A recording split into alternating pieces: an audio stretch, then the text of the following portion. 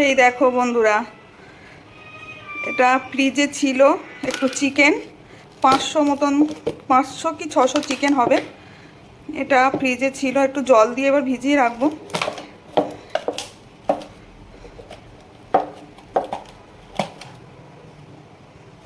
এই দেখো বরফ হয়ে রয়েছে চিকেনটা, এটা জল দিয়ে ভেজাবো।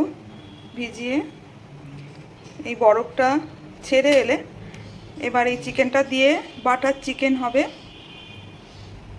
এই চিকেনটা দিয়ে আজকে বাটার চিকেন করব। বাটার চিকেন করতে বোনলেস চিকেনই ভালো হয়, তবে আমার বোনলেস চিকেন ছিল না সেদিনকে, এনেছে এটা এইভাবেই এনেছে, তো আমি এটা দিয়েই বাটার চিকেন করার চেষ্টা করব। আর রেসিপিটা হয়তো সম্পূর্ণ শেয়ার করতে পারবো কিনা বলতে পারছি না, তবে রান্নাটা দেখাবো।